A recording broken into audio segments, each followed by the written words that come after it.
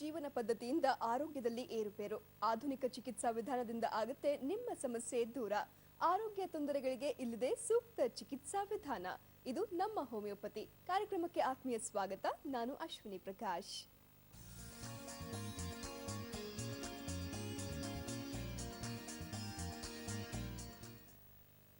ಇಂದಿನ ದಿನನಿತ್ಯದ ಒತ್ತಡದ ಲೈಫ್ ಸ್ಟೈಲ್ನಿಂದಾಗಿ ಹಲವು ಆರೋಗ್ಯ ಸಮಸ್ಯೆಗಳು ಎದುರಾಗ್ತವೆ. ಆರೋಗ್ಯ ಸಮಸ್ಯೆ ಕಂಡು ಬಂದಾಗ ಚಿಕಿತ್ಸೆಗಾಗಿ ಹಲವು ಕೇಂದ್ರಗಳಿಗೆ ಎಡತಾಕೋದನ್ನ ನಾವು ಗಮನಿಸಬಹುದು. ಇಂತಹ ವೇಳೆ ಜನರ ಸೇವೆಗಾಗಿಯೇ ನಮ್ಮ ಹೋಮಿಯೋಪತಿ ಸೆಂಟರ್ ಸದಾ ಕಾರ್ಯನಿರ್ವಹಿಸುತ್ತೆ. ಇಲ್ಲಿ ಬಂಜಿತನ, ಚರ್ಮ ಸಂಬಂಧಿ ಸಮಸ್ಯೆ, ಥೈರಾಯ್ಡ್, ಮೂಲವ್ಯಾಧಿ, ಕಿಡ್ನಿ ಸ್ಟೋನ್ ಇನ್ನು ಹಲವಾರು ಆರೋಗ್ಯ ಸಮಸ್ಯೆಗಳಿಗೆ ಸರಳ ಹಾಗೂ ಆಧುನಿಕ ತಂತ್ರಜ್ಞಾನದಲ್ಲಿ ಉಪಶಮನವಿದೆ.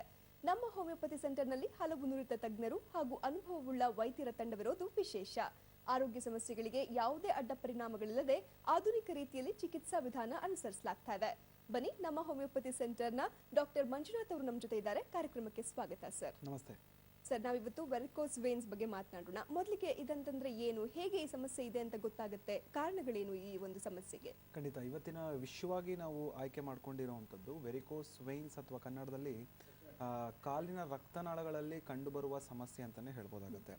So varicose veins are the veins that have become enlarged, tortuous, twisted due to the poor blood circulation in the leg ಅಂತ ಹೇಳ್ತೇವೆ.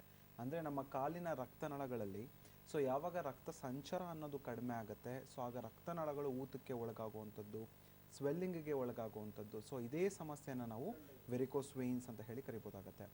So varicose veins is also known as spider veins. ಇದನ್ನು ನಾವು ಸ್ಪೈಡರ್ ವೇನ್ಸ್ ಅಂತ ಹೇಳಿ ಕೂಡ ಕರಿತೇವೆ. So ಯಾಕೆ ಅಂತ ಹೇಳಿದ್ರೆ, ಜೇಡ ಹೇಗೆ ಕಟ್ಟುತ್ತೆ ಅದೇ ರೀತಿ ನಮ್ಮ ಕಾಲಿನ ರಕ್ತನಾಳಗಳು ನಮ್ಮ ಕಾಲಿನ ಮೇಲೆ ಕಾಣೋದ್ರಿಂದ ಸೊ ಅದನ್ನು ನಾವು ಸ್ಪೈಡರ್ ವೇನ್ಸ್ ಅಂತ ಹೇಳಿ ಕೂಡ ಕರಿಬೋದಾಗತ್ತೆ.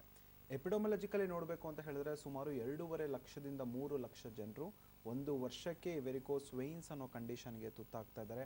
ಸಾಮಾನ್ಯವಾಗಿ ನಾವು ನಾರ್ಮಲಾಗಿ ಏನು ತಿಳ್ಕೊಳ್ಬೇಕು ಅಂತ ಹೇಳಿದ್ರೆ, ನಮ್ಮ ರಕ್ತನಾಳಗಳ ರಚನೆನ ನಾವು ಫಸ್ಟ್ ತಿಳ್ಕೊಳ್ಬೇಕಾಗತ್ತೆ. The veins have 2 valves in the ends which have leaflets. ಅಂದರೆ ನಾವು ರಕ್ತನಾಳಗಳಲ್ಲಿ ವ್ಯಾಲ್ವ್ಸ್ ಅನ್ನೋ ಸ್ಟ್ರಕ್ಚರ್ನ ಕಾಣ್ತೀವಿ ಅಥವಾ ಲೀಫ್ಲೆಟ್ಸ್ ಅನ್ನೋ ಸ್ಟ್ರಕ್ಚರ್ನ ಕಾಣ್ತೀವಿ. ಕನ್ನಡದಲ್ಲಿ ಅದನ್ನು ಕವಾಟಗಳು ಅಂತ ಹೇಳಿ ಕರಿಬೋದಾಗತ್ತೆ.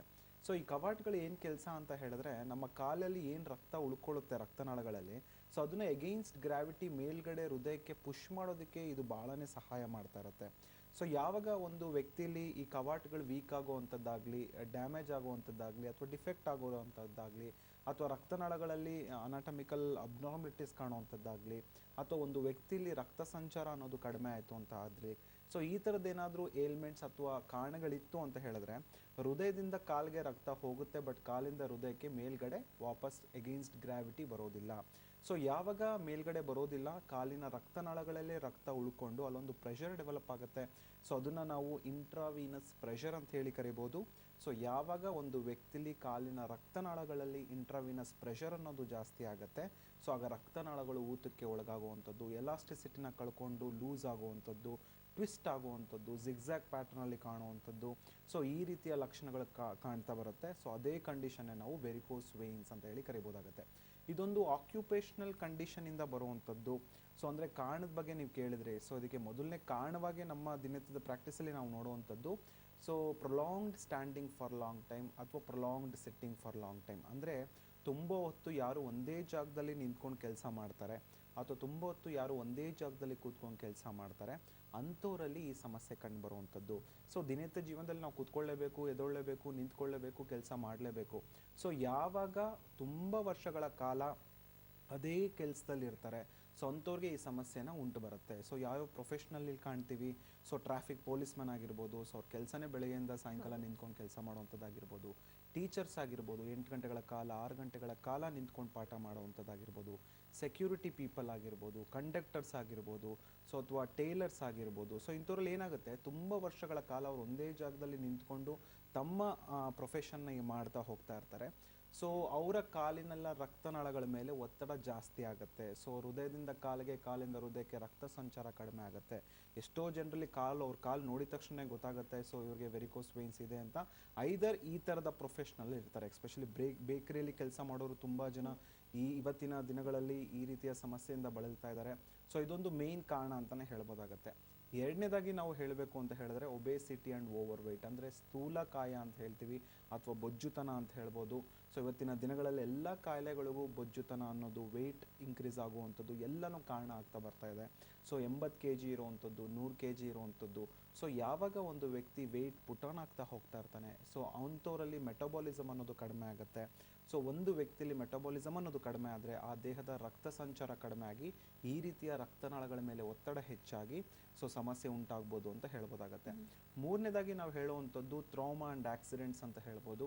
ಸೊ ಟ್ರಾಮಾ ಆ್ಯಂಡ್ ಆಕ್ಸಿಡೆಂಟ್ಸ್ ಅಂತ ಹೇಳಿದ್ರೆ ತುಂಬ ಜನ ನಮ್ಮ ಕ್ಲಿನಿಕ್ಸಲ್ಲಿ ಬರ್ತಾರೆ, ಸೊ ವೆರಿಕೋಸ್ ವೇನ್ಸ್ ಅಂತ ಹೇಳಿ. ಸೊ ಯಾವಾಗ ಕಂಡು ಬಂತು ಅಂದರೆ, ಸರ್ 1-2 ವರ್ಷದಿಂದ ನಾನು ಬಿದ್ದಿದ್ದೆ ಡಾಕ್ಟರ್, ಕಲ್ಲ ಮೇಲೆ ಏಟ್ ಬಿದ್ದಿತ್ತು ಅಥವಾ ಕಾಲಿಗೆ ಹೇಟ್ ಬಿದ್ದಿತ್ತು, ಸೊ ಆಗ ನನಗೇನು ಸಮಸ್ಯೆ ಉಂಟಾಗಿಲ್ಲ, ಸೊ ತದನಂತರ ನನಗೆ ಈ ರೀತಿಯ ವೆರಿಕೋಸಿಟಿ ಕಾಣಿಸೋವಂಥದ್ದು ಕಂಡು ಬಂತು ಅಂತ ಹೇಳ್ತಾರೆ.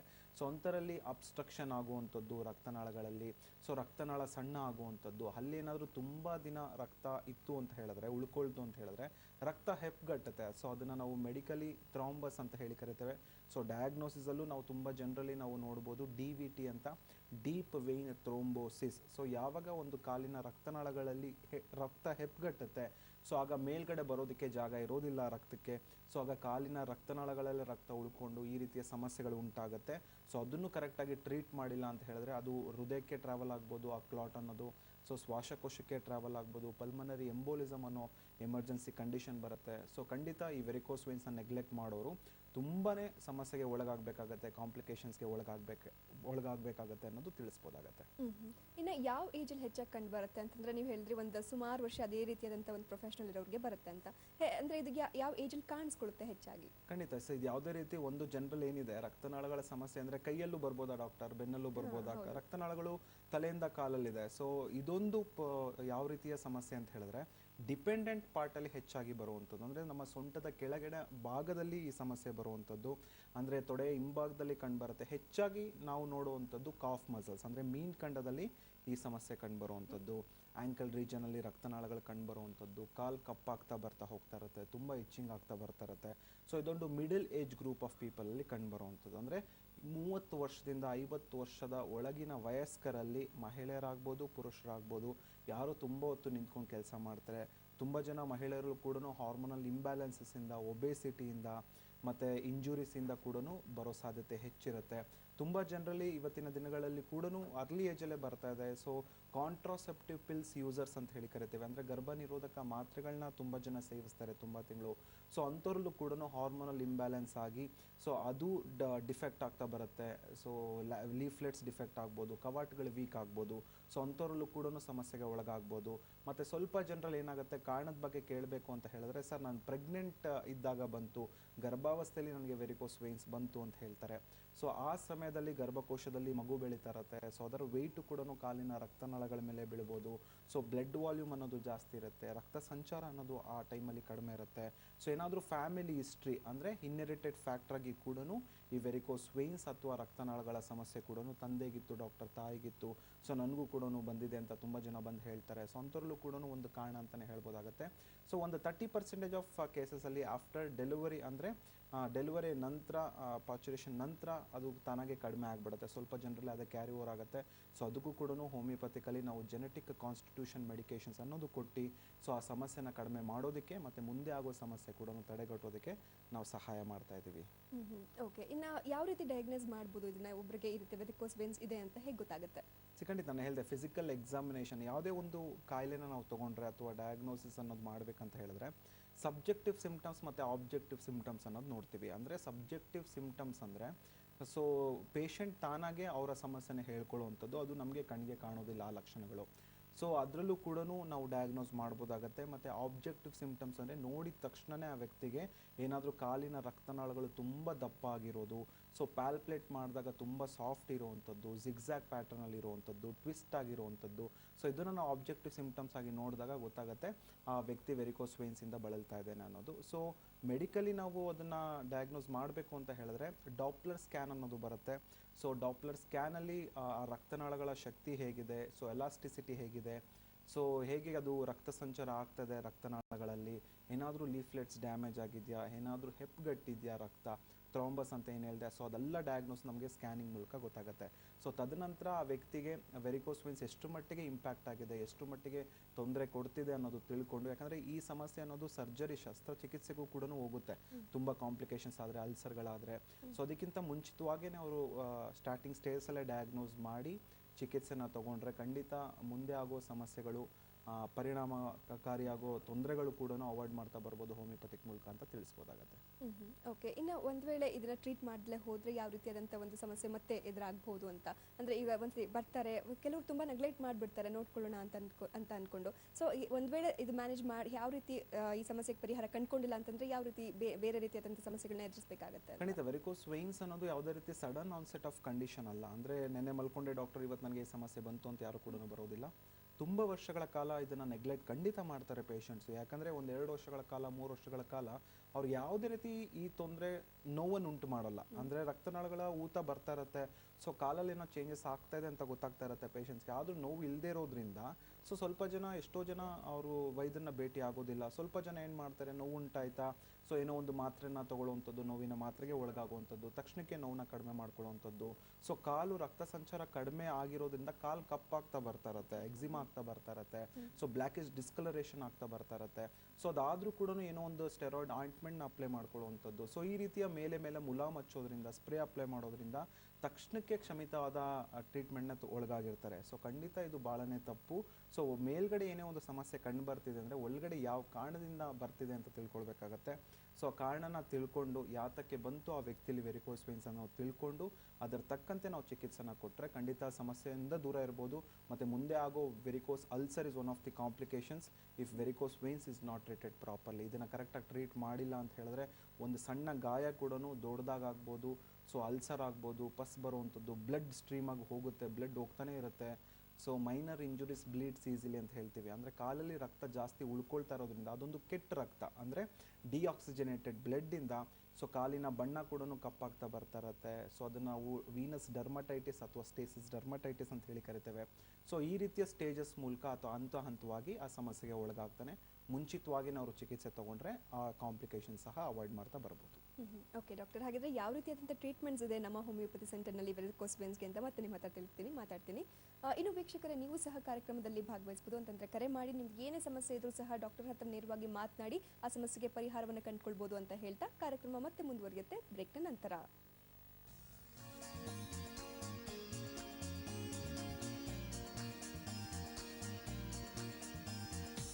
ಇಂದೇ ಹಿಂದೂಸ್ತಾನ್ ಗೋಲ್ಡ್ ಕಂಪನಿಗೆ ಬನ್ನಿ. ನೀವು ಅಡ ಇಟ್ಟಿರೋ ಚಿನ್ನವನ್ನ ಬಿಡಿಸ್ತಾರೆ ಹಾಗೂ ನಿಮ್ಮಲ್ಲಿರೋ ಚಿನ್ನವನ್ನ ಇಂದಿನ ಆನ್ಲೈನ್ ಬೆಲೆಗೆ ಕೊಂಡುಕೊಂಡು ತಕ್ಷಣ ನಿಮ್ ಬಾಕಿ ಹಣ ಕೊಡ್ತಾರೆ. ಹಿಂದೂಸ್ತಾನ್ ಗೋಲ್ಡ್ ಕಂಪನಿ, ಇದು ನಿಮ್ಮ ಕಂಪನಿ. ಅಕ್ಷಯ ಗೋಲ್ಡ್ ಕಂಪನಿಗೆ ಬನ್ನಿ.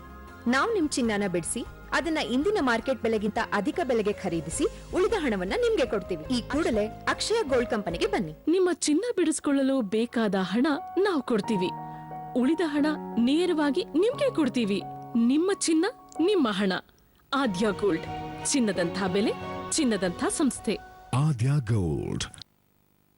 ಅಟ್ಟಿಕಾ ಗೋಲ್ಡ್ ಕಂಪನಿಗೆ ಬನ್ನಿ. ಬೇರೆ ಎಲ್ಲಾದರೂ ಅಡವಿಟ್ಟ ನಿಮ್ಮ ಚಿನ್ನವನ್ನು ಬಿಡಿಸಿ ಇಂದಿನ ಆನ್ಲೈನ್ ರೇಟ್ಗೆ ಕೊಂಡು ಡಿಫರೆನ್ಸ್ ಅಮೌಂಟ್ ನಿಮಗೆ ಕೊಡುತ್ತಾರೆ. Attica Gold Company. ಪುರಿ ಜಗನ್ನಾಥನಿಗೆ ಪ್ರಿಯ ಈ ವಿದೇಶಿ ಸಿಹಿ ಖಾದ್ಯ.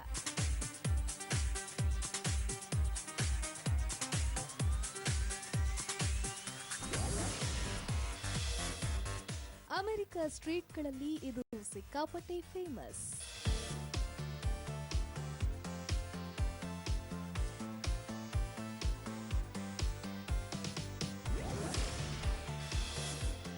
ಇದು ಇಟಲಿಯ ರುಚಿಕರ ರೋಲ್ಸ್.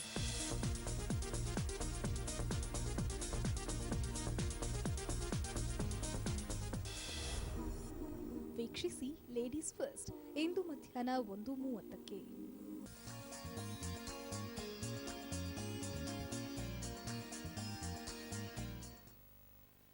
ಬ್ರೇಕ್ನ ನಂತರ ನಮ್ಮ ಹೋಮಿಯೋಪತಿ ಕಾರ್ಯಕ್ರಮಕ್ಕೆ ಮತ್ತೆ ಸ್ವಾಗತ. ಈಗ ಮೊದಲಿಗೆ ಮೇರಿ ಅಂತ ಕೊಡಗುವಿಂದ ಕರೆ ಮಾಡಿದ್ದಾರೆ. ನಮಸ್ತೆ ಮೇಡಮ್. ನಮಸ್ತೆ ಮೇಡಮ್. ಹೇಳಿ, ಏನ್ ಸಮಸ್ಯೆ ಐತೆ? ಡಾಕ್ಟರ್ ಹತ್ರ ನೇರವಾಗಿ ಮಾತಾಡಿ. ಸರಿ, ಓಕೆ. ನಮಸ್ತೆ ಮೇರಿ ಅವರೇ, ಹೇಳಿ ಏನು ಸಮಸ್ಯೆಗೆ ಕರೆ ಮಾಡಿದ್ರಿ? ಸರ್, ನನಗೆ 52 ವರ್ಷ. ಸರಿ. ನನಗೆ ಇದಕ್ಕಿಂತ ಮುಂಚೆ ನಾನು ಒಂದ್ಸತಿ ಬಿದ್ದು ನನಗೆ ಬೈಕ್ ಬಂದು ರೈಟ್ ಕಾಲಿಗೆ ಪಾದ ಇದೆಯಲ್ಲ ಫುಟ್ ಅಲ್ಲಿ ರೈಟ್ ಸೈಡಿಗೆನೆ ಒಂದು ಪೆಟ್ಟಾಗಿತ್ತು. ಸರಿ. ಅದು ಅವಾಗ ಅಷ್ಟೇನು ಇದು ಯೋಚನೆ ಮಾಡಿಲ್ಲ, ಅದ್ರ ಬಗ್ಗೆ ನೋವು ಬರ್ತಾ ಇತ್ತು ಹೋಗ್ತಾ ಇತ್ತು. ಈಗ ಇತ್ತೀಚೆಗೆ ಅಂತ ಸರ್ ಅದು ಸ್ವಲ್ಪ ನಡೆದ್ರೆ ಸಾಕು ಬರ್ತಾ ಇದೆ ಕೆಳಗೆ ಪಾದ ಗಂಟತ್ರ, ನಂಗೆ ನಡೆಯಕ್ ಆಗ್ತಾ ಇಲ್ಲ. ಓಕೆ ಅಮ್ಮ, ಈಗ ರಕ್ತನಾಳಗಳು ಏನಾದ್ರು ಮೀನ್ ಕಂಡದಲ್ಲಿ ಏನಾದ್ರು ಊತ ತರ ಹೌದು, ಇಲ್ಲಿ ತೋರಿಸ್ತಾ ಉಂಟಲ್ಲ ಟಿವಿಯಲ್ಲಿ, ಹಾಗೆ ನನ್ನ ಕಾಲ್ ಸೈಡ್ ಅಲ್ಲಿ ಬ್ಲಾಕ್ ಕಲರ್ ಬರ್ತಾ ಇದೆ. ಓಕೆ ಅಮ್ಮ, ಎಲ್ಲಾದ್ರೂ ಪರೀಕ್ಷೆನ ಮಾಡಿಸಿದ್ರಾ, ವೈದ್ಯರನ್ನ ಭೇಟಿ ಆಗಿದ್ರಾ ಮೇರಿ ಅವರೇ? ಇತ್ತೀಚೆಗೆ ನಾವು ಇಲ್ಲಿ ಸೋಮವಾರಪೇಟೆ ಹಾಸ್ಪಿಟ್ಲಿಗೆ ಹೋಗಿದ್ವಿ ಸರ್. ಅವ್ರು ಇಂಜೆಕ್ಷನ್ ಟ್ಯಾಬ್ಲೆಟ್ ಅದೆಲ್ಲ ಕೊಟ್ಟು ನನಗೆ 2 ಡಾಕ್ಟರ್ ತೋರಿಸಿದ್ವಿ. ಆ ಟ್ಯಾಬ್ಲೆಟ್ ತಿಂದಂಗೆನೆ ನೋವು ಕಡಿಮೆ ಆಗುತ್ತೆ ನೀವ್ ಹೇಳ್ದಾಗೆ. ಆಮೇಲೆ ಈಗ ನನಗೆ ಹೇಳ್ತಾರೆ ನಡಿಬಾರ್ದು, ರೆಸ್ಟ್ ಅಲ್ಲಿ ಇರ್ಬೇಕು ಅಂತ. ಈಗ ನಾವ್ ಹೆಂಗಸ್ರ ಮೇಲೆ ಕೆಲಸ ಮಾಡ್ಲೇಬೇಕಲ್ಲ, ಓಕೆ, ಹಾಗೆ ಸ್ವಲ್ಪ ನಿಂತ್ರೆ ಸಾಕು ಸರ್. ನನಗೆ ತುಂಬಾ ಊದ್ ಬರುತ್ತೆ. ಈಗ ಈ ತೊಡೆ ಹತ್ರ ಈ ಸೊಂಟ ಸೈಡ್ ನನಗೆ ನೋವು ಬಂದುಂಟು ನನಗೆ. ಓಕೆ ಅಮ್ಮ, ನೋಡ್ದಿರಾನೆ it is a clear case of varicose veins ಅಂತಾನೆ ಹೇಳ್ಬೋದು. ಕಾರಣದ ಬಗ್ಗೆ ನಾನು ಮಾತಾಡ್ಬೇಕಾದ್ರೆ ಹೇಳಿದೆ, ಇಂಜುರಿ ಏಟ್ ಬಿದ್ದಿರೋದು ಕೂಡ ಒಂದು ಕಾರಣ ಅಂತ. ಸೊ ಅದೆಲ್ಲೋ ಒಂದು ಕಡೆ ನಿಮಗೆ ರಕ್ತ ಹೆಪ್ಪುಗಟ್ಟಿರ್ಬೋದು ಅಥವಾ ರಕ್ತನಾಳಗಳಲ್ಲಿ ಅಬ್ಸ್ಟ್ರಕ್ಷನ್ ಆಗಿರ್ಬೋದು. ಸೊ ಅದರಿಂದ ನಿಮಗೆ ಕಾಲು ಕಪ್ಪಾಗ್ತಾ ಇರುವಂಥದ್ದು, ರಕ್ತ ಸಂಚಾರ ಆಗದೆ ಇರೋದಕ್ಕೆ ಕಾಲು ಕಪ್ಪಾಗ್ತಾ ಇದೆ. ಸೊ ಅದಕ್ಕೆ ಇಂಜೆಕ್ಷನ್ಸ್ ಮೂಲಕ ಅಥವಾ ಆಯಿಂಟ್ಮೆಂಟ್ ಮೂಲಕ ಹೋಗುವಂಥದ್ದಲ್ಲ. ಸೊ ಇದಕ್ಕೆ ಖಂಡಿತ ನೀವು ಚಿಕಿತ್ಸೆ ಅವಶ್ಯಕತೆ ಖಂಡಿತ ಇದೆ ಅಂತಲೇ ಹೇಳ್ಬೋದಾಗತ್ತೆ ಮೇರಿ ಅವರೇ. ಬಿಕಾಸ್ ಇದನ್ನ ಟ್ರೀಟ್ ಮಾಡಿಲ್ಲ ಅಂತ ಹೇಳಿದ್ರೆ ನೆಕ್ಸ್ಟ್ ಹಂತವಾಗಿ ವೆರಿಕೋಸ್ ಅಲ್ಸರ್ ಅಂದರೆ ಉಣ್ಣಾಗೋ ಸಾಧ್ಯತೆ ಹೆಚ್ಚಿರುತ್ತೆ. ಸೊ ಅದನ್ನು ತಡೆಗಟ್ಟಬೇಕಂದ್ರೆ ಖಂಡಿತ ಹೋಮಿಯೋಪತಿಕ್ ಮಾತ್ರೆಗಳನ್ನ ತಗೊಳ್ತಾ ಬನ್ನಿ. ಹೋಮಿಯೋಪತಿಕಲ್ಲಿ ಯಾವುದೇ ರೀತಿ ಅಡ್ಡ ಪರಿಣಾಮಗಳಿಲ್ಲ. ನಿಮ್ಮ ಕಾನ್ಸ್ಟಿಟ್ಯೂಷನ್ ಅಂದರೆ ನಿಮ್ಮ ಸ್ವಭಾವಕ್ಕೆ ತಕ್ಕಂತೆ ನಾವು ಔಷಧಿನ ಕೊಟ್ಟಾಗ ನಿಮ್ಮ ದೇಹದ ರಕ್ತ ಸಂಚಾರ ಹೆಚ್ಚಾಗಿ ಸೊ ನಿಮ್ಮ ಸಮಸ್ಯೆ ಕಡಿಮೆ ಆಗುತ್ತೆ. ಸೊ ಅದರಿಂದ ಆಗೋ ಸಮಸ್ಯೆ ಕೂಡ ನಾವು ತಡೆಗಟ್ಬೋದು, ಅಲ್ಸರ್ನ ತಡೆಗಟ್ಬೋದು. ಮತ್ತು ಅದರಿಂದ ಆಗಿರೋ ನಿಮಗೆ ಬ್ಲ್ಯಾಕಿಸ್ ಡಿಸ್ಕಲರೇಷನ್ ಆಗ್ಬೋದು, ನೋವು ಆಗ್ಬೋದು, ನಡೆಯೋದಕ್ಕೆ ಕಷ್ಟ ಅಂತ ಹೇಳ್ತಾ ಇದ್ದಾರೆ. ಸೊ ಅದನ್ನೆಲ್ಲ ಇಂಪ್ರೂವ್ಮೆಂಟ್ಸ್ ಮಾಡೋದಕ್ಕೆ ನಮ್ಮ ಸಂಸ್ಥೆ ನಿಮಗೆ ಹೆಲ್ಪ್ ಮಾಡ್ತಾ ಬರುತ್ತೆ. ಓಕೆ, ಥ್ಯಾಂಕ್ ಯು ಮೇಡಮ್ ಕರೆ ಮಾಡೋದಕ್ಕೆ. ಮತ್ತೊಬ್ರು ಕಾಲರ್ ಇದ್ದಾರೆ, ಮಂಜುನಾಥ್ ಅಂತ ಮೈಸೂರಿಂದ ಕರೆ ಮಾಡಿದ್ದಾರೆ. ನಮಸ್ತೆ ಸರ್. ನಮಸ್ಕಾರ. ಹಲೋ ಸರ್, ಹೇಳಿ ಏನು ಸಮಸ್ಯೆ ಇತ್ತು, ಡಾಕ್ಟರ್ ಹತ್ರ ಮಾತಾಡಿ. ನಮಸ್ಕಾರ. ನಮಸ್ತೆ ಮಂಜುನಾಥ್ ಅವರೇ, ಹೇಳಿ ಏನು ತೊಂದರೆ? ಅದೇ ವೆರಿಕೋಸ್ ಇದ್ರದ್ದು ನನಗೆ ಆಪರೇಷನ್ ಆಗಿತ್ತು, 10 ವರ್ಷ ಆಯ್ತು. ಸರಿ, 10 ವರ್ಷ ಆಯ್ತು ಆಪರೇಷನ್ ಆಗಿ. ವೆರಿಕೋಸ್ ಇದ್ರದ್ದು. ಓಕೆ, ಈಗ ಆಪರೇಷನ್ ನಂತರ ಹೇಗಿದ್ದೀರಾ ಮಂಜುನಾಥ್ ಅವರೇ? ಚೆನ್ನಾಗಿತ್ತು. ಈಗ 8 ವರ್ಷದಿಂದ ಏನಿಲ್ಲ. ಈಗ ಒಂದು 6 ತಿಂಗಳಿಂದ ಸ್ವಲ್ಪ ನನಗೆ ಟೈಫಾಯ್ಡ್ ಆಗ್ಬಿಡ್ತು. ಟೈಫಾಯ್ಡ್ ಆದ್ಮೇಲೆ ಈಗ ಸ್ವಲ್ಪ ಪೇನ್ ಬರ್ತಾ ಇದೆ. ಸಿಕ್ಕಾಪಟ್ಟೆ ಏನಿಲ್ಲ, ಸ್ವಲ್ಪ ಅದಕ್ಕೆ ಹೇಗೆ ಸರಿ ಮಂಜುನಾಥ್ ಅವರೇ, ಈಗ 70 ವರ್ಷ ನನಗೆ. ಓಕೆ, ನಿಮ್ಮ ಸಮಸ್ಯೆ ಅರ್ಥ ಆಯ್ತು. 70 ಇಯರ್ಸ್ ಅಂತ ಹೇಳ್ತಾ ಇದ್ದೀರಾ, ಆಲ್ರೆಡಿ 10 ಇಯರ್ಸ್ ಬ್ಯಾಕ್ ನಿಮಗೆ ಆಪರೇಷನ್ ಆಗಿದೆ ಅಂತ ಹೇಳ್ತಾ ಇದ್ದೀರಾ. ಸೊ 8 ವರ್ಷ ಏನು ನಿಮ್ಗೆ ಸಮಸ್ಯೆ ಕಂಡೇ ಇರ್ಬೋದು. ಬಟ್ ಏಜ್ ಆಗ್ತಾ ಏನಾಗುತ್ತೆ, ಸೊ ರಕ್ತ ಸಂಚಾರ ಕಡಿಮೆ ಆಗೋದು ಸರ್ವೇ ಸಾಮಾನ್ಯವಾಗಿ ಸೊ ಒಂದು 30 to 40% ಕಡಿಮೆ ಆಗುತ್ತೆ. ಸೊ ನಿಮ್ಗೆ ಆಲ್ರೆಡಿ ವೆರಿಕೋಸ್ ವೆಯಿನ್ಸ್ ಅಥವಾ ವೆರಿಕೋಸಿಟಿ ಇದ್ದಿರೋದ್ರಿಂದ ಸೊ ಈ ತಿರ್ಗಾ ನಿಮಗೆ ಪುನಃ ಬರೋ ಸಾಧ್ಯತೆ ಹೆಚ್ಚಿರುತ್ತೆ. ಓಕೆ, ಸೊ ಕಾರ್ಯಕ್ರಮನ ನೋಡ್ತಾ ಇರಿ, ಮನೇಲಿ ಏನೇನು ಮ್ಯಾನೇಜ್ಮೆಂಟ್ ಮಾಡಬೇಕು ಅನ್ನೋದು ತಿಳಿಸ್ಕೊಡ್ತೀನಿ. ಸೊ ಅದನ್ನ ನೀವು ಮಾಡ್ತಾ ಬನ್ನಿ. ಮೈಸೂರಿಂದ ಕರೆ ಮಾಡ್ತಾ ಇದ್ದೀರಾ, ಸೊ ಮೈಸೂರಲ್ಲಿ ನಮ್ಮ ಶಾಖೆ ಇದೆ. ನಿಮ್ದೆಲ್ಲ ರಿಪೋರ್ಟ್ಸ್ ನಿಮ್ಗೆ ನಮ್ಮ ಕಾಲ್ ಸೆಂಟರ್ಗೆ ಕಾಲ್ ಮಾಡಿ ನಿಮ್ಗೆ ಎಲ್ಲ ಗೈಡ್ ಮಾಡ್ತಾರೆ. ಸೊ ಒಂದ್ಸರಿ ಹೋಗಿ ಭೇಟಿಯಾಗಿ ವೈದ್ಯನ ಆನ್ ಎಕ್ಸಾಮಿನೇಷನ್ ನೋಡಿದ್ರೆ ಯಾಕೆ ಆ ಸಮಸ್ಯೆ ಬರ್ತಾ ಇದೆ, ಸೊ ಏನೆಲ್ಲ ನೀವು ಮನೇಲಿ ಮಾಡ್ಬೋದು, ಸೊ ಚಿಕಿತ್ಸೆ ಅವಶ್ಯಕತೆ ಇದೆಯಾ, ಸೊ ಚಿಕಿತ್ಸೆ ಅವಶ್ಯಕತೆ ಇದ್ರೆ ಖಂಡಿತ ಕೊಡೋಣ. ಯಾವುದೇ ರೀತಿ ಆತಂಕ ಪಡುವಂಥದ್ದು ಬೇಡ. ಒಂದು ಏನು ಹೇಳ್ತೀನಿ ಅಂದರೆ ನೆಗ್ಲೆಕ್ಟ್ ಮಾಡಬೇಡಿ. ಸ್ಟಾಕಿಂಗ್ಸ್ ಅಂತ ಬರುತ್ತೆ, ಎಲಾಸ್ಟಿಕ್ ಕಂಪ್ರೆಷನ್ ಸ್ಟಾಕಿಂಗ್ಸ್ ಅಂತ. ಆ ಸ್ಟಾಕಿಂಗ್ಸ್ನ ನೀವು ಸಾಕ್ಸ್ ಮೂಲಕ, ಸಾಕ್ಸ್ ಥರದ ರೀತಿ ಇರುತ್ತೆ, ಸೊ ಅದನ್ನು ನೀವು ವೇರ್ ಮಾಡ್ತಾ ಬನ್ನಿ. ಒಂದೇ ಜಾಗದಲ್ಲಿ ನಿಂತ್ಕೊಳ್ಳೋದನ್ನ ಕೂತ್ಕೊಳ್ಳೋದನ್ನ ಅವಾಯ್ಡ್ ಮಾಡ್ತಾ ಬನ್ನಿ. ಬಿಕಾಸ್ ಏಜ್ಡ್ ಇರೋದ್ರಿಂದ ಇನ್ನೊಂದ್ಸರಿ ನೀವು ಶಸ್ತ್ರಚಿಕಿತ್ಸೆಗೆ ಒಳಗಾಗುವಂಥದ್ದು ಸೂಕ್ತ ಅಲ್ಲ. ಸೊ ಮಾತ್ರೆಗಳ ಮೂಲಕನೇ ಎಷ್ಟು ಮಟ್ಟಿಗೆ ಇಂಪ್ರೂವ್ಮೆಂಟ್ಸ್ ಕೊಡ್ಬೋದು, ಖಂಡಿತ we will help you. Okay, thank you sir ಕರೆ ಮಾಡಿದ್ದಕ್ಕೆ. ಮತ್ತೊಬ್ರು ಕಾಲರ್ ಇದ್ದಾರೆ, ಮೀರಾ ಅಂತ ಬೆಂಗಳೂರಿಂದ ಕರೆ ಮಾಡಿದ್ದಾರೆ. ನಮಸ್ತೆ ಮೇಡಮ್. ನಮಸ್ತೆ ಮೇಡಮ್. ನಮಸ್ತೆ, ಹೇಳಿ ಏನು ಸಮಸ್ಯೆ ಇತ್ತು, ಡಾಕ್ಟರ್ ಹತ್ರ ಮಾತಾಡಿ. Okay madam. ನಮಸ್ತೆ ಮೀರಾ ಅವರೇ, ಹೇಳಿಮ್ಮ ಏನು ಸಮಸ್ಯೆ? ನನಗೆ ವ್ಯಾರಿಕೋಸಿಸ್ ವೇನ್ಸ್ ಪ್ರಾಬ್ಲಮ್ ಇದೆ ಡಾಕ್ಟರ್. ನಾನು ತುಂಬಾ ಡಾಕ್ಟರ್ಸ್ ಹತ್ರ ಹೋಗಿದ್ದೀನಿ ಈ ಪ್ರಾಬ್ಲಮ್ಸ್ಗೆ. ಬಟ್ ಆರ್ಥೋಪೆಡಿಷಿಯನ್ ಹತ್ರ ಹೋಗಿದ್ದೀನಿ, ಹೋಮಿಯೋಗೆ ಹೋಗಿಲ್ಲ ನಾನು. ಅದು ಲೇಟ್ ರಿಯಾಕ್ಷನ್ ಅಂತ ನಾನು ಅದ್ರ ಬಗ್ಗೆ ಅಷ್ಟೊಂದು ಇದು ಮಾಡಿಲ್ಲ. ಸರಿಮಾ. ಬಟ್ ಅದು ನನಗೆ ನೀಗಿಂತ ಕೆಳಗಡೆ ನೀವು ತೋರಿಸ್ತಿದ್ದೀರಲ್ಲ ಹಿಂಭಾಗ ಮೀನ್ ಕಂಡಲ್ಲಿ ಹಸಿರು ಬಂದಿದೆ ರೈಟ್ ಸೈಡ್. ಅಮ್ಮಂಗಿದೆ ತುಂಬಾ, ಅಂದ್ರೆ ನಮ್ಗೆ ನಿಂತ್ಕೊಂಡ್ ಕೆಲಸ ಮಾಡೋದ್ ಜಾಸ್ತಿನೇ ಇದೆ ನಮ್ಗೆ. ಅಮ್ಮಂಗಿದೆ ತುಂಬಾ. ಅಣ್ಣನ್ಗೆ ಆಪರೇಟ್ ಆಗಿದೆ, ಅವನು ಕ್ಯಾಮ್ರಾಮನ್ ಆಗಿರೋದ್ರಿಂದ ಅವನ್ಗೆ ಒಂದ್ಸಲ ಆಪರೇಟ್ ಆಗಿದೆ. ಅದು ತುಂಬಾ ದಪ್ಪ ಆಗಿತ್ತು. ನನ್ಗೆ ತೊಡೆಲೆಲ್ಲ ಈಗ ರೆಡ್ ಕಲರ್ ಸ್ಟಾರ್ಟ್ ಆಗಿದೆ.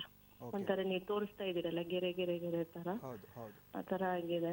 ಇದು ನನ್ಗೆ ಒಂದೊಂದ್ಸಲ ಚಳಕ್ ತರ ಬರುತ್ತೆ, ಒಂಥರ ಒಳಗಡೆನೆ ಹೇಳಕ್ ಆಗಲ್ಲ ಪೇನ್, ಒಂಥರ ಅದು ತುಂಬಾನೇ ಪ್ರಾಬ್ಲಮ್ ಆಗ್ತಿದೆ ನಂಗೆ. ಅದು ಯಾವ ತರ ಎಷ್ಟು ಡಾಕ್ಟರ್ಸ್ ಹತ್ರ ಹೋಗಿದ್ದೀನಿ, ಬಟ್ ಯಾರು ನನ್ಗೆ ಕರೆಕ್ಟ್ ಆಗಿ ಸಜೆಸ್ಟ್ ಮಾಡಿಲ್ಲ. ಅದೇ ನೀವು ಸ್ಟಾಕಿಂಗ್ಸ್ ಹೇಳ್ತಿದ್ದೀರಲ್ಲ, ಅದು ಹಾಕೊಳ್ಳಿಕ್ಕೆ ಹೇಳಿದ್ದಾರೆ. ಅದು ತುಂಬಾ ಹೊತ್ತು ಹಾಕೊಂಡ್ರೆ ನಿಮ್ಮ ಸಮಸ್ಯೆ ಅರ್ಥ ಆಯ್ತಮ್ಮ. C it is A purely case of varicose wines. C ನೀವು ಎಷ್ಟೇ ಜನ ವೈದ್ಯರನ್ನ ಭೇಟಿ ಆಗಿರ್ಬೋದು, ಎಷ್ಟೇ ಥರದ ಸಿಸ್ಟಮ್ ಆಫ್ ಮೆಡಿಕೇಶನ್ಸ್ನ ಔಷಧಿ ತೊಗೊಂಡಿರ್ಬೋದು, ಸೊ ಎಲ್ಲ ಸಿಸ್ಟಮಲ್ಲೂ ಅದರೇ ಆದ ಸ್ಕೋಪು ಲಿಮಿಟೇಷನ್ಸ್ ಅನ್ನೋದಿರುತ್ತೆ. ಯಾಕೆ ಇಷ್ಟು ಜನ ನೀವು ಭೇಟಿಯಾಗಿನೂ ನೀವು ಅದು ವಾಸಿ ಆಗಿಲ್ಲ ಅಂತ ಹೇಳಿದ್ರೆ, ನೀವು ಜಸ್ಟ್ ಸಿಂಪ್ಟಮ್ಯಾಟಿಕಲಿ ಟ್ರೀಟ್ಮೆಂಟ್ನ ತೊಗೊಳ್ತಾ ಇದ್ದೀರಾ.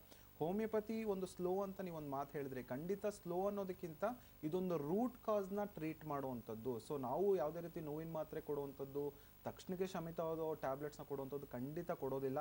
ಒಂದು ಸರಿ ಕಡಿಮೆ ಆಯಿತು, ವಾಸಿ ಆಯಿತು ಹೋಮಿಯೋಪತಿಕಲಿ ಎನಿ ಸಮಸ್ಯೆ, ಅದು ತಿರ್ಗಾ ಪುನಃ ಬರ್ದರಂಗೂ ಕೂಡ ನಾವು ಔಷಧಿಯ ಮೂಲಕ ಕೊಟ್ಟಿರ್ತೀವಿ. ಖಂಡಿತ ಈ ರೀತಿಯ ಸಮಸ್ಯೆಗಳಿಗೆ, ಕ್ರಾನಿಕ್ ಕಂಪ್ಲೇಂಟ್ಸ್ಗೆ, ಕ್ರಾನಿಕ್ ಡಿಸೀಸಸ್ಗೆ homeopathy is the best treatment ಅಂತಲೇ ಹೇಳ್ಬೋದು. ಸೊ ಹೋಮಿಯೋಪತಿಕ್ ನೀವು ಟ್ರೈ ಮಾಡಿಲ್ಲ, ಖಂಡಿತ ಹೋಮಿಯೋಪತಿಕ್ ಮೆಡಿಕೇಶನ್ಸ್ನ ತೊಗೊಳ್ತಾ ಬನ್ನಿ. ನಿಮಗಿಂತ ಸಮಸ್ಯೆ ಹೆಚ್ಚಿರೋರು ನಮ್ಮಲ್ಲಿ ಟ್ರೀಟ್ಮೆಂಟ್ ತೊಗೊಂಡು ಆರಾಮಾಗ್ತಾ ಇದ್ದಾರೆ.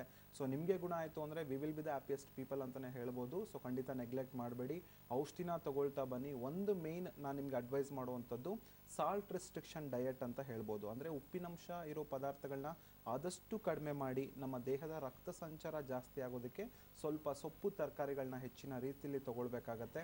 ಸೊ ಜಾಸ್ತಿ ಅಟ್ಲೀಸ್ಟ್ 1 ಗಂಟೆಗಳ ಕಾಲ ವಾಕಿಂಗ್ ಮಾಡುವಂಥದ್ದು, ಬ್ರಿಸ್ಕ್ ವಾಕ್ ಮಾಡುವಂಥದ್ದು ಭಾಳನೇ ಸೂಕ್ತ. ಸೊ ಮಲ್ಕೊಳ್ಬೇಕಾದ್ರೆ ಕಾಲು ಎತ್ತಿ ಮಲ್ಕೊಳ್ಳಿ, ಅಂದರೆ ಎಲಿವೇಶನ್ ಆಫ್ ದಿ ಲೆಗ್ಸ್ ಅಂತ ಹೇಳ್ತೀವಿ.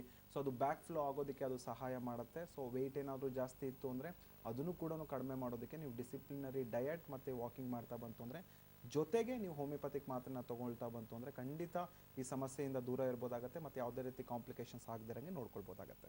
Okay, thank you madam. ಕರೆ ಮಾಡೋದಕ್ಕೆ ಮತ್ತೊಬ್ರು ಕಾಲರ್ ಇದ್ದಾರೆ, ದೇವರಾಜ್ ಅಂತ ಬೆಂಗಳೂರಿಂದ ಕರೆ ಮಾಡಿದ್ದಾರೆ. ನಮಸ್ತೆ ಸರ್. ನಮಸ್ತೆ ಮೇಡಮ್. ಹೇಳಿ ಸರ್, ಏನು ಸಮಸ್ಯೆ ಇದು? ಡಾಕ್ಟರ್ ಹತ್ರ ಮಾತಾಡಿ. ಓಕೆ, ನಮಸ್ಕಾರ. ನಮಸ್ತೆ ದೇವರಾಜ್ ಅವರೇ, ಹೇಳಿ ಬಾ.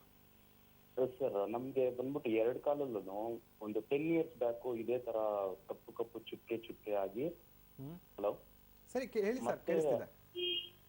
ಮತ್ತೆ ಚುಕ್ಕೆ ಚುಕ್ಕೆ ಆಗಿ ಗಾಯ ಆಗಿತ್ತು. ಅವಾಗ 2 ಕಾಲಲ್ಲೂ ನನ್ಗೆ ಇದೇ ತರ ನೀವು ಹೇಳೋ ತರ ರಕ್ತ ಸಂಚಲನ ಏನೋ ತಪ್ಪಾಗಿ 2 ಆಂಕಲ್ ಅಲ್ಲಿ, ಹಲೋ, ಆಂಕಲ್ ಅಲ್ಲಿ ನನ್ಗೆ ಇದು ಗಾಯ ಆಗಿತ್ತು. ಮತ್ತೆ ನಾನು ಟ್ರೀಟ್ಮೆಂಟ್ ತಗೊಂಡೆ, ಅಂದ್ರೆ ಇಂಗ್ಲಿಷ್ ಟ್ರೀಟ್ಮೆಂಟ್ ತಗೊಂಡೆ, ಆದ್ರೆ ಅಲ್ಲೇನು ಕಮ್ಮಿ ಆಗಿಲ್ಲ. ಮತ್ತೆ ಹೋಮಿಯೋಪತಿ ಅಂತ ಅಂದ್ಬಿಟ್ಟು ನಮ್ಗೆ ಚನ್ನಪಟ್ಟಣದಲ್ಲಿ ಒಂದ್ ಸ್ವಲ್ಪ ಟ್ರೀಟ್ ಮಾಡಿದ್ರು, ಅವಾಗ ಕಮ್ಮಿ ಆಗಿತ್ತು. ಮತ್ತೆ ಇವಾಗ ಜಾಸ್ತಿ ಆಗ್ಬಿಟ್ಟಿದೆ ನನಗೆ.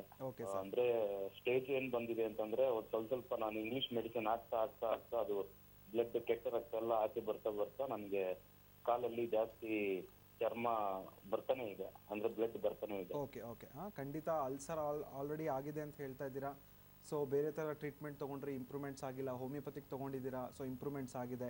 ಸೊ ಅದನ್ನು ಹಾಗೆ ಕಂಟಿನ್ಯೂ ಮಾಡಬೇಕು. ಸೊ ಯಾವಾಗ ನಿಮಗೆ ಅದನ್ನು ಔಷಧಿ ಮೂಲಕ ನಿಲ್ಲಿಸ್ತೀವಿ ಅಂತ ಹೇಳಿದ್ರೆ, ಸಂಪೂರ್ಣವಾಗಿ ವಾಸಿಯಾಗೋ ತನಕ ಹೋಮಿಯೋಪತಿಕ್ ಮಾತ್ರೆಗಳನ್ನ ತೊಗೊಳ್ಬೇಕಾಗತ್ತೆ. ಇದಕ್ಕೆ ಇಷ್ಟೇ ದಿನದಲ್ಲಿ ಗುಣ ಆಗುತ್ತೆ, ಅಷ್ಟೇ ದಿನದಲ್ಲಿ ಗುಣ ಆಗುತ್ತೆ ಅಂತ ಯಾರೂ ಕೂಡ ಹೇಳೋಕ್ಕಾಗೋದಿಲ್ಲ. ಬಿಕಾಸ್ ತುಂಬ ವರ್ಷದಿಂದ ಈ ಸಮಸ್ಯೆನ ಅನುಭವಿಸ್ತಾ ಇರ್ತೀರ. ಬಿಕಾಸ್ ನಮ್ಮಲ್ಲಿ ತುಂಬ ಜನ ಇದ್ದಾರೆ, ಸರ್ಜರಿ ಆದಮೇಲೂ ಕೂಡ ಈ ಸಮಸ್ಯೆ ಪುನಃ ರಿಪೀಟ್ ಆಗಿದೆ. ಸೊ ಹೋಮಿಯೋಪತಿಕ್ ಮೂಲಕ ನಾವು ಯಾವುದೇ ರೀತಿ ತಿರ್ಗಾ ರಿಪೀಟೆಡ್ ಟೆಂಡೆನ್ಸಿ ಆಫ್ ಡಿಸೀಸಸ್ ಬರದಂಗೂ ಕೂಡ ನೋಡ್ಕೊಳ್ತೀವಿ. ಮತ್ತು ಮಾತ್ರೆಗಳು ಯಾವ ರೀತಿ ಕೆಲಸ ಮಾಡುತ್ತೆ ಅಂತ ಹೇಳಿದ್ರೆ, ರಕ್ತ ಸಂಚಾರ ಜಾಸ್ತಿ ಆಗೋದಕ್ಕೆ ಸಹಾಯ ಮಾಡುತ್ತೆ. ಮತ್ತು ಜೊತೆಗೆ ಸೊ ನಿಮ್ಮ ರಕ್ತನಾಳ ಏನಿದೆ, ಸೊ ಅದನ್ನು ಎಲಾಸ್ಟಿಸಿಟಿ ಕೂಡ ಇಂಪ್ರೂವ್ಮೆಂಟ್ಸ್ ಆಗೋದಕ್ಕೆ, ಅದರ ಶಕ್ತಿ ಇಂಪ್ರೂವ್ಮೆಂಟ್ ಆಗೋದಕ್ಕೆ, ಸೊ ಗಾಯ ಏನು ಅಲ್ಸರ್ ಆಗ್ತಾಯಿದೆ ಅದನ್ನು ಕೂಡ ಮಾಯೋದಕ್ಕೆ, ಒಣಗೋದಕ್ಕೆ ಸೊ ಇದು ಸಹಾಯ ಮಾಡ್ತಾ ಇರುತ್ತೆ. ಸೊ ನೀವೇನಾದರೂ ಡಯಾಬಿಟಿಕ್ ಇದ್ದರೆ ಸ್ವಲ್ಪ ಕಷ್ಟ ಆಗುತ್ತೆ. ಸೊ ಸ್ವಲ್ಪ ನೀವು ಮೇಂಟೈನ್ ಮಾಡ್ಕೊಳ್ತಾ ಬನ್ನಿ, ಎಲ್ಲನೂ ಔಷಧಿ ಮೂಲಕ ಆಗೋದಿಲ್ಲ. ಸೊ ನಿಮ್ಮ ಪಾತ್ರ, ನಿಮ್ಮ ಲೈಫ್ ಸ್ಟೈಲು ಕೂಡ ಭಾಳ ಇಂಪಾರ್ಟೆಂಟ್ ಅಂತ ಹೇಳ್ಬೋದು. ಸೊ ಒಂದ್ಸರಿ ಕ್ಲಿನಿಕ್ಕಿಗೆ ಬಂದು ವಿಸಿಟ್ ಮಾಡಿ, ಸೊ ನೀವೇನೇನು ಥರದ ಪದಾರ್ಥಗಳನ್ನ ತಗೋಬೇಕು, ಯಾವ ರೀತಿಯ ಲೈಫ್ ಸ್ಟೈಲ್ನ ರೂಢಿಸ್ಕೊಳ್ಬೇಕು ಅಂತ ನಮ್ಮ ವೈದ್ಯರು ನಿಮಗೆ ತಿಳಿಸ್ಕೊಡ್ತಾರೆ. ಸೊ ಜೊತೆಗೆ ಹೋಮಿಯೋಪತಿಕ್ ಮಾತ್ರೆಗಳ ಸಹ ನೀವು ಸ್ಟಾರ್ಟ್ ಮಾಡ್ಬೋದಾಗುತ್ತೆ. Okay, thank you sir. ಕರೆ ಮಾಡಿದ್ದಕ್ಕೆ ಮತ್ತೊಬ್ರು ಕಾಲರ್ ಇದ್ದಾರೆ, ಸುನಿಲ್ ಅಂತ ಬಾಗಲಕೋಟೆಯಿಂದ ಕರೆ ಮಾಡಿದ್ದಾರೆ. ನಮಸ್ತೆ ಸರ್. ಹಲೋ ಸರ್, ನಮಸ್ಕಾರ ಮೇಡಮ್. ಹಲೋ ಸರ್, ಹೇಳಿ, ಏನು ಸಮಸ್ಯೆ ಇತ್ತು? ಡಾಕ್ಟರ್ ಹತ್ರ ಮಾತಾಡ್ಬೋದು.